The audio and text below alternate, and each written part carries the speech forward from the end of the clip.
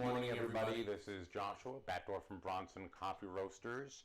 We're doing a live video today, live video, not really a video, doing a live demo today, something we're trying to call our deeper dives. We're trying to go a little bit deeper into some of the coffees that we have in our catalog.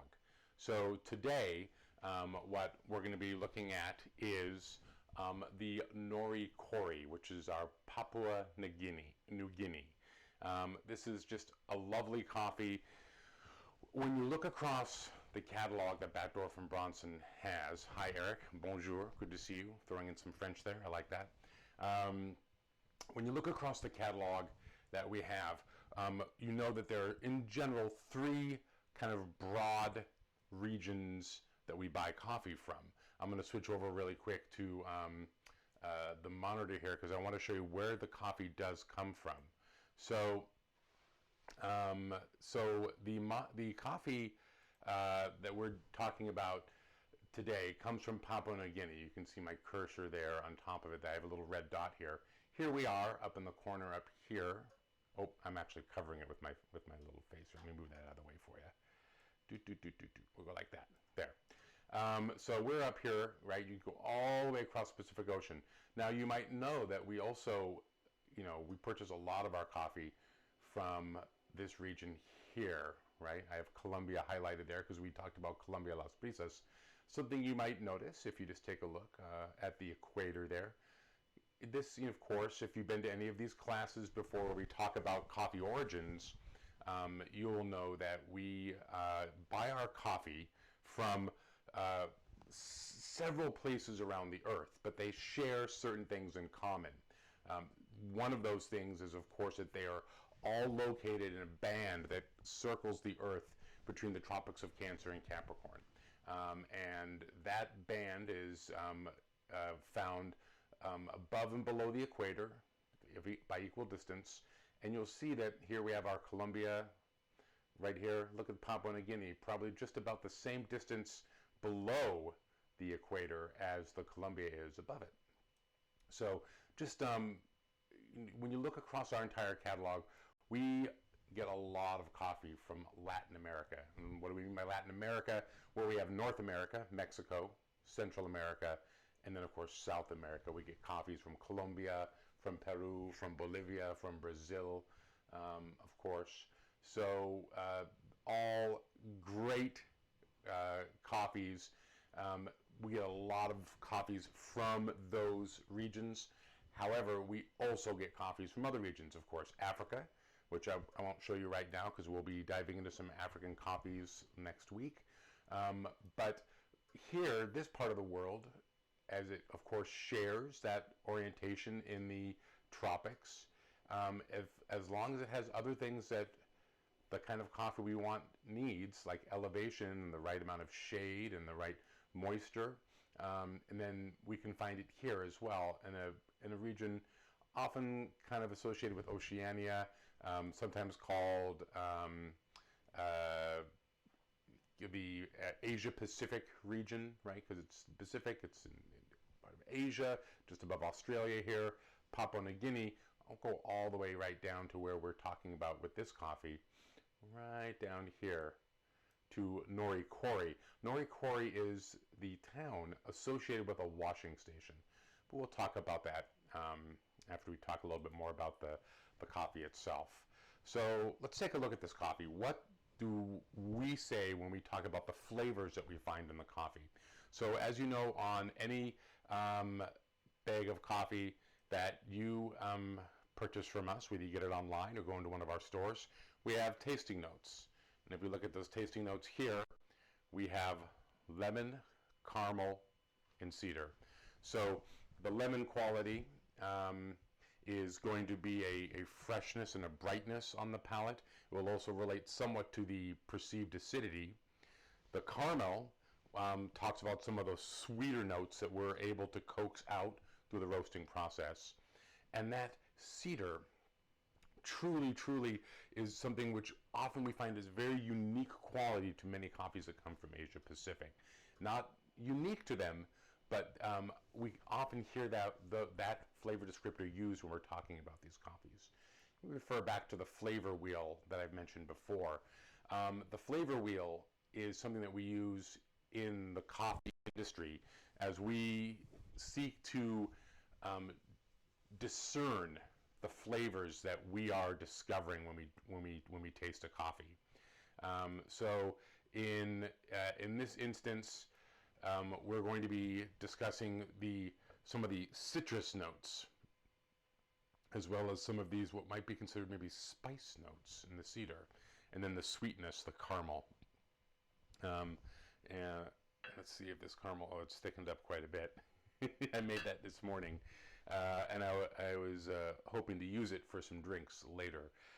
Maybe I'll even make a drink with this norikori. So here we are. Sorry, I got distracted by some of the comments coming in. Joshua's using the aptly named Clever Dripper today. Yes. I don't know if it's a reference to me. I don't know that I'm particularly clever. But the Clever Dripper is absolutely clever. We're going to use that in just a moment. We know where the coffee comes from. Let's go here to the website here really quick and take a look at the coffee. So we have, if you go to our website, you can follow the link that's either in the title here or that's been mentioned by Ben or Brendan in the comments. The norikori, when you go to it and you find it, I always like to point out that we have these detailed coffee reports. I love to click on those. I love folks to visit those, because what that is it's Bob, our green bean buyer, working to communicate with folks a little bit more about the coffee, so that you can have a closer relationship with it as you bring that into your home and into your kitchen and you share it with your guests. So the key thing about this Papua New Guinea coffee is that it is a washed coffee, fully washed. So what does that mean? You'll look when you read the reports over on the side. Here we have the region of origin, and so be very specific about where it comes from. We'll talk about the varieties of coffee that are found in this coffee from this washing station. And then we, of course, mentioned the process, which, of course, is fully washed. Now, if you look under varieties, you'll see there's several. So this coffee is going to be considered a small lot coffee, because of the lot is oriented around the washing station that it comes from, right? So often when we talk about the coffees that have the level of specificity that we're dealing with here, when we have these types of specialty coffees, we can refer to a coffee which is of a particular type in a particular place on a farm, or it can be located around a particular washing facility or processing facility. In this case, as with many places in the world where coffee is grown, coffee is one crop that a farmer may have on their land. It might be only a portion of what they're growing, and it has its season when it comes in to bloom, and then when it ripens, and it is then harvested by that farmer, and in this case brought to the washing station. They will have other things that they grow on that same land. So the washing station really becomes central to multiple farmers, and it's the washing station where they really begin a very, very diligent sorting of the coffee to ensure that we're getting the best coffees. In this case, of course, we mean ripe, right? If coffees are not ripe, that affects the flavor that's locked in that seed, and it inhibits the development of what can be found within that seed when we get it to roast it. So in this case, it's a specific family. It's the Colbron family. They have a long history in Papua New Guinea, specifically with coffee. There's been some ups and downs with coffee quality. They've really focused on, specifically with this washing station, with making sure that we're getting really great coffees sorted out at the washing station. And so the coffees that are coming in are of different types, grown in very close to that washing station. They get sorted at the washing station. They go through a traditional fermentation. And then another key element here, which, when I was first learning about coffees from Asia Pacific, One of the generalizations that I was taught, rightly or wrongly, was that we often thought of coffees from Asia Pacific as being specifically the processing being not wet as often as that combination of processing which exists between the dry method and the wet method, semi-washed. And often the coffees would be pulped right on the farm with a hand pulper and then dried directly on the ground, not on the dirt, but usually on a tarp or something above the ground. And that often led to hard to source coffees simply because of what could happen in those uncontrolled settings to that coffee that's being dried. Now, in this case, this washed coffee, of course, is going through a different process, fully washed with fermentation to remove the mucilage. And then it's going on to what's really key, I think, here are the elevated drying beds. So those elevating drying beds allow the coffee, after it has had the mucilage removed with the use of water and agitation, to be really evenly dried above the ground, away from any possible contaminations that can occur from things being dried on the ground. But also allows them to dry faster because you have circulation of air. So I think that's really something special about being able to really get the clean, clear flavors that we want out of a coffee like this. So I'm going to remove these tasting note elements really quick here because we're going to brew this coffee now. So I'll leave the coffee here. I'll leave my timer as well. So we'll pull off the flavor wheel. We are going to brew our coffee with a clever dripper. So what is a clever dripper, you might ask? I'm glad you asked. So a clever dripper really is a kind of a hybrid brewing method. As you can see, it looks like kind of a standard Melita shape pour-over dripper, and it has a paper filter in it, which is a number 4 paper filter, just like you would use in your Melita. The key, though, is in the little plate at the bottom here. You hear me kind of click it. That plate, it compresses when we put it on top of a vessel to decant into. Until we depress that plate, the coffee is going to stay in solution, which means that it's going to be much like a French press. So that's why we say it's kind of a hybrid method. It allows the coffee, coarsely ground, as we would grind for a French press, to sit in solution and extract the flavors we want. But then, rather than the metal or mesh filtration of a French press, it actually uses the paper filtration. So I like it because I like the method of full immersion coffee, and I like paper filtration to pull off some of those non-water solubles and some of those other elements that, for me, kind of, for lack of a better term, kind of muddy up the flavor maybe a little bit. I have 27 grams in this paper filter here. I'm going to turn on my scale. This is, again, another time for us to give a quick pitch to the scale. I'm even going to go right up to the direct FaceTime with you here, folks. The scale is such an important tool that we get to use when we start diving deeper into working with coffee. And that is because it allows us to control a ratio of water to coffee.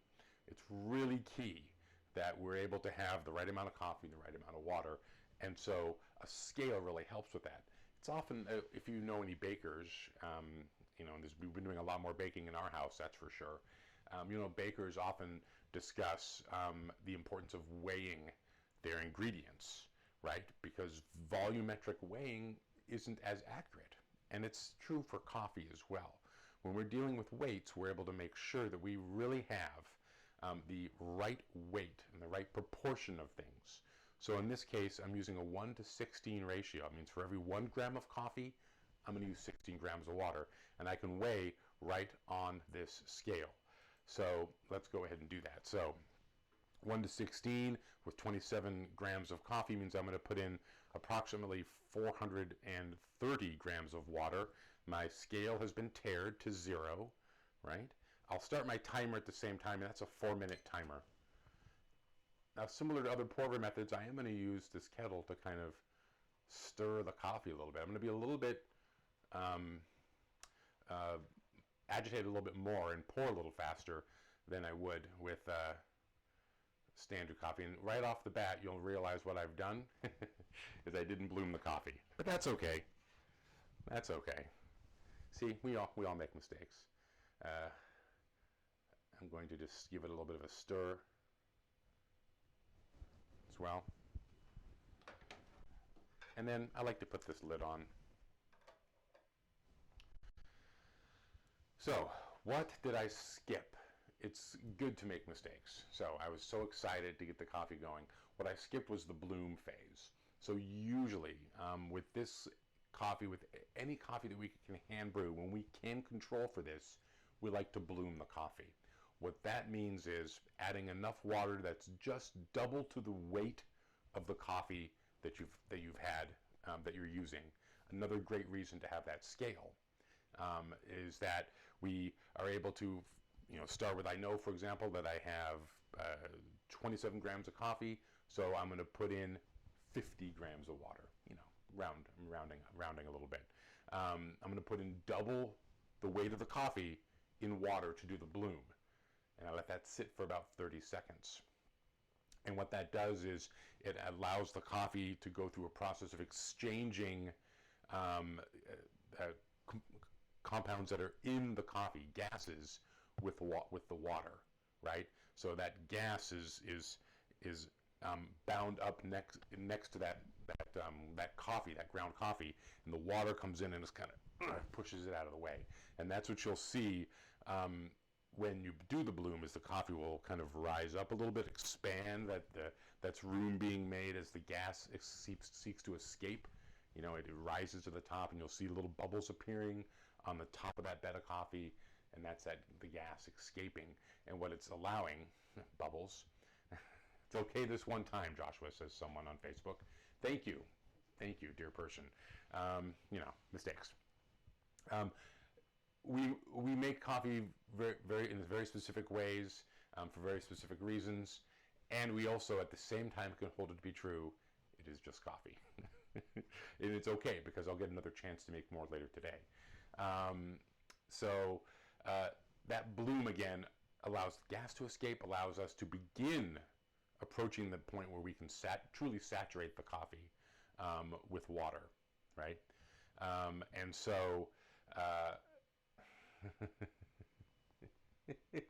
okay, I got some input coming in here from my friends at Batdorf and Bronson. If you're not reading it, it says, relax, Josh. Blooming with full immersion is a controversial step in full immersion brewing because the water is not passing through and draining out. The bloom is not as essential as it would be in a classic drip brewer. Always nice to tell someone to relax. That's truly what they need to hear when they're feeling a little upset. So thank you, passive-aggressive viewer. I love you, whoever you are. And I can't tell because I don't know who's doing the comment, but that's all right. So at any rate, really what I'm doing is I'm filling time because we've had to wait for our brewing process. Again, you'll see the coffee here has just simply been sitting in suspension, right? Now, as with, like, if you've watched when we cup coffee, you know that some of the coffee stays on top, other parts will begin to settle to the bottom. I know Brendan was experimenting with French press techniques this last week on some of the videos that take that into account. Here's this great thing about this brewer, though. Look at that. You simply put it onto your vessel, and the coffee moves down through